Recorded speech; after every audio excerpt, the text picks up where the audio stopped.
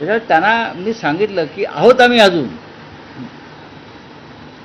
Tiger है भी जिंदे है, सब जिंदा है जगह जगह पे.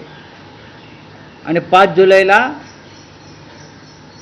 मराठी विजय दिवस जो आहे त्याचं त्यांनाही आम्ही आमंत्रण देणार आहोत किंवा त्यांनी बघावं हा विजय दिवसाचा सोहळा काय आहे 5 जुलैला. तो मराठी भाषेसंदर्भात किंवा हिंदी सक्तीसंदर्भात मराठी एकजुटीनं जो विजय प्राप्त केला, हा विजय या महाराष्ट्र देशांवरचा विजय प्राप्त आहे, म्हणून त्यांना जय महाराष्ट्र केला. नाही, पण त्याआधी तुम्ही म्हणालात की आमचे प्रिय नेते आहेत. इतक्या सगळ्या राजकीय घडामोडींनंतरही नरेंद्र मोदी, अमित शहा आणि देवेंद्र फडणवीस हे तुमच्यासाठी प्रिय नेते आहेत. देशाचे त्यांनी ज्या पद्धतीनं बघा, शत्रूला कधीही प्रिय म्हटलं पाहिजे.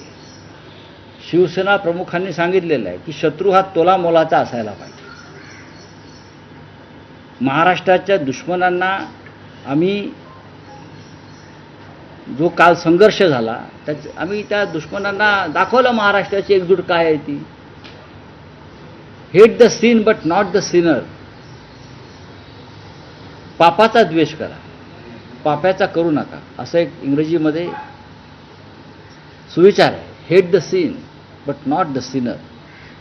आणि असे जेव्हा दुश्मन महाराष्ट्राच्या समोर राहतील तेव्हा आम्हाला लढाईला, संघर्ष करायला शिवसेनेला असेल किंवा माननीय उद्धव ठाकरे असतील, राज ठाकरे असतील, शरद पवार साहेब असतील, आम्हाला मजा येते. आम्ही लढणारे लोक आहोत. त्यांना वाटलं असेल की त्यांनी जे घाव घातले त्याच्यामुळे महाराष्ट्र कोलमडून गेला किंवा शिवसेना कोलमडून गेली. अजिबात नाही. आम्ही उभे आहोत आणि उभे राहणार, लढणार आणि एक दिवस तुम्हाला घरी पाठवणार. ते विजयोत्सव नेमकं कधी असेल, किती वाजता, काय अजून ठरलंय का? प्लॅनिंग कसं नाही ठरलंय. माझं काल सन्माननीय मनसे प्रमुख राज ठाकरे यांच्याशी चर्चा